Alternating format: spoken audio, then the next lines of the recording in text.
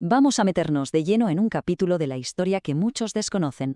Una historia de ambición, de secretos y, por qué no decirlo, de sueños rotos. La historia de cómo España estuvo a punto, a un suspiro, de convertirse en una potencia nuclear. Pensemos por un momento. Estamos en 1975, en plena Guerra Fría. El mundo está completamente polarizado y, en secreto, una nación se prepara para dar un golpe en la mesa. Pero no es ninguna de las superpotencias que nos vienen a la cabeza. Pues sí, ni más ni menos que España, un país que justo en ese momento se asomaba a una transición política llenísima de incertidumbre. Así que la gran pregunta es, ¿qué pasó? ¿Qué impidió que ese sueño, o para algunos esa pesadilla, se hiciera realidad? Bueno, pues todo esto arranca con un nombre que la verdad parece sacado de una novela de espías y que ya nos da una pista del dramatismo de toda esta historia.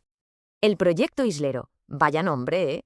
No le pusieron el nombre de un científico, ni de un rey, ni de un político, no.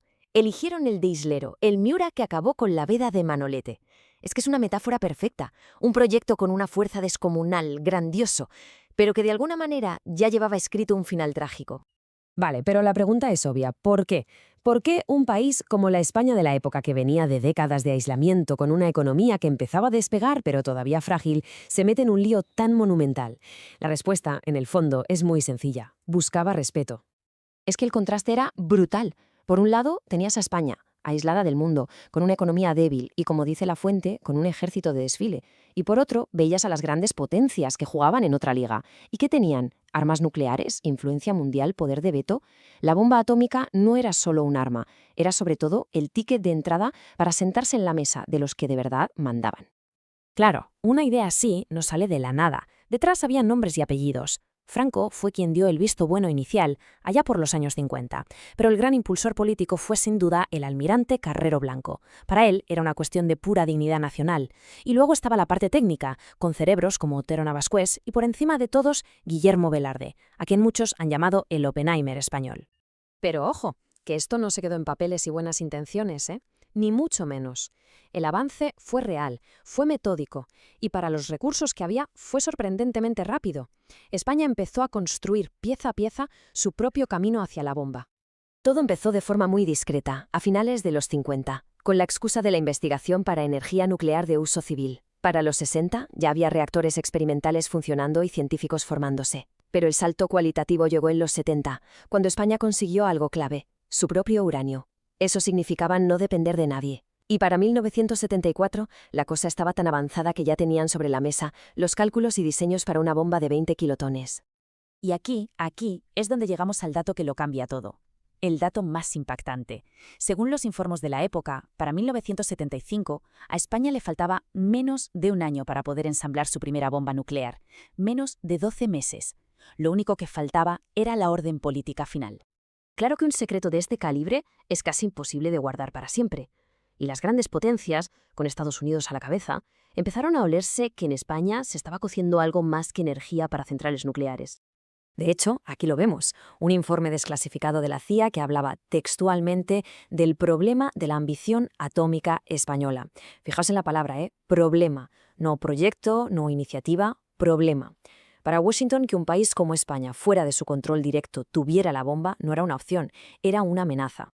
Y entonces, claro, empezó la maquinaria de la presión. Al principio, de forma sutil, pero luego ya sin disimulo. Amenazas con cortar el suministro de tecnología nuclear civil, exigencias de inspecciones sorpresa. Y sobre todo pusieron sobre la mesa la zanahoria. Abandonad la bomba y a cambio os abrimos de par en par las puertas de la OTAN y otros organismos internacionales. El trueque era clarísimo. Renunciad a vuestra soberanía estratégica y os aceptaremos en el club. Y entonces la historia de España da un vuelco. El atentado que acaba con la vida de Carrero Blanco, la muerte de Franco, la llegada de la transición, el impulso político que sostenía el proyecto, desapareció por completo. Y España, en un momento de enorme fragilidad, tomó una decisión que iba a marcar su futuro para siempre. Y quizá nada resume mejor el sentimiento de la época que esta frase de Guillermo Velarde, el cerebro científico del proyecto. Es demoledora. Nos prohibieron fabricar la bomba, pero no nos pudieron quitar el conocimiento para hacerlo. Es una frase llena de orgullo técnico y a la vez de una resignación tremenda. Se acató la orden, pero el saber hacer, eso se quedó en casa. Así que, ¿qué nos quedó de todo aquello? Pues un legado con dos caras. Por un lado, una muy positiva y tangible, una industria nuclear civil de primer nivel, con centrales como Vandellós o Trillo y una generación de ingenieros y físicos brillantísimos. Pero por otro lado, según la fuente, hubo una pérdida intangible pero enorme, la renuncia a la independencia estratégica, a la capacidad de decidir el propio destino sin tener que pedir permiso. El punto y final, el oficial, el que cerró el libro para siempre, llegó en 1987. España firmó el Tratado de No Proliferación Nuclear. Se cerraba la puerta a la bomba y el país se integraba plenamente en el orden internacional, un orden liderado, claro, por las potencias que sí la tenían. Y aquí es donde la historia deja de ser solo historia y se conecta de una forma muy directa con el presente, porque aquella decisión de renunciar a la bomba tuvo unas consecuencias que, según la fuente que analizamos, llegan hasta el día de hoy. Si echamos un vistazo a Europa hoy, la foto es bastante clara. Solo 2 países, Francia y el Reino Unido, tienen su propia capacidad de disuasión nuclear. Son autosuficientes. El resto, incluida España, vivimos bajo el paraguas protector de otros, principalmente el de Estados Unidos a través de la OTAN. Y aquí es donde la fuente es muy directa en su argumento.